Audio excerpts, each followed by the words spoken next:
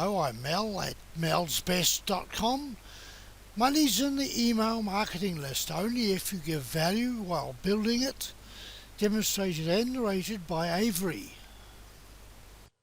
When you hear people talk about building your list, what they mean is basically your customers or subscribers who have opted to receive information from you or purchased a product from you in the past. Many of the biggest marketers in the world will say time and time again that the real money is in your list, and to a certain degree, they're right. Now, from my vantage point, I would have to say this really depends on what the focus of your business is. Some people focus on the quote toll booth approach, where the one-time sale is really all they care about. Generally, this comprises the majority of affiliate marketers. They're primarily concerned with getting a customer to a merchant site and then having that customer make a purchase and earn a commission in the process. They might not care about remarketing to that customer at a later date. They are perfectly content with focusing on the initial sale and then doing that over and over and over again. But what about those of you who have a business and who want a way to not only keep in touch with your customers or subscribers, but let them know about future promotions, discounts, and other things related to your business? What can you do? Well, you guessed it, you need to build a list. What I've learned, though, is that there is power in a list if, and this is a big if you have a good relationship with the people on your list. Here's a real life story to prove the point. I own a few sites that have been gathering subscribers for several years. For the majority of that time, they've sat in my autoresponder account with relatively no relationship building on my part. Now, just so we're clear, I don't endorse the constant bombardment of messages to your subscribers. Nothing will create more unsubscribers fast than doing just that. But not sending anything can be equally as detrimental. The problem with doing nothing with your subscribers is that you don't have any kind of personal relationship with them when the time comes that you do want to send them something or you want them to buy something.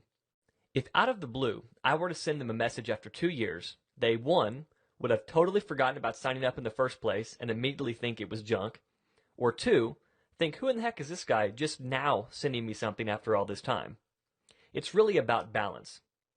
What you must remember is that when a person subscribes to receive information from you, they want and expect to receive information from you. Too often, people focus too much attention or too little attention on their subscribers, and in turn, disenfranchise a large group of these people and end up not reaping the benefits of a well-maintained list. I think the majority of the problem rests in the fact that people forget they are dealing with real people on the other end of that email. So much of what the internet represents to marketers is numbers, click-through rates, and other numerical metrics. We forget that, like in real life, successful businesses are built upon personal relationships. We must treat our subscribers and customers like our best friends, or even better. The goal is not to always send them the next great product they must have. The goal is not to always focus on extracting the greatest amount of money out of each subscriber. And the goal is not to focus on what they can do for you. Now, in fact, if that's your focus, then any success you might find will be short-lived and fleeting.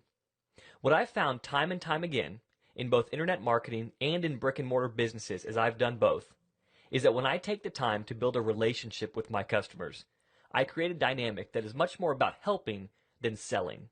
And that's a big secret. You see, if I don't accomplish that relationship dynamic, and if my subscribers think that every time they receive something from me, it's going to be about something else they need to buy, then ultimately, I'll fail. Instead, if I can focus and treat my valuable subscribers as the lifeblood to my business, treating them as I would a family member or a close friend, then I will have a successful business. Not necessarily because I make the most sales with the most people, but because I provide value to those who have put their trust and faith in me, and in turn allow me to make the most sales from the right people. I heard a fellow marketer once say something that I now try to live by when it comes to business, and I challenge you to the same. It goes something like this. Instead of asking, how can I get 1 million people to give me $1? Ask the following. How can I give 1 million people $100 in value while asking for $10 in return? Now, at first glance, the true power in that statement might not hit you. Go back and reread it one more time. The first question focuses on what I can get my customers to do for me, which, when you think about it, is the absolute opposite of the whole point of providing a product or service to begin with. It's not about money. It's about addressing a need that in turn produces money, not the other way around. The second question focuses on the true reason behind offering a product. It's because the customer is the one benefiting, and in a huge way. Now, don't get me wrong, I'm probably one of the most capitalistic people you can meet. I love the idea of business and creating wealth out of ideas and services. But what I've discovered is that every time I focus on providing 10 times or more the value for every dollar I ask back in return, I always end out coming ahead, as does my customer. The point of this little tangent is this: make sure you know the exact solution your products address and the people who are most interested in knowing it. Then build a relationship with them, a personal relationship with each and every subscriber. So creating a list is very important, but it's more important how that list is maintained. You must remember that your list is much more than a name and email address. There is a real person at the other end of that information. And to maximize both your profits and their satisfaction, you must treat them with a level of care no less than what you would expect if you were in their shoes. See my step-by-step list building method, your first 1000 email subscriber list, when you visit my blog melsbest.com. Click here or in the description box of the video you're watching.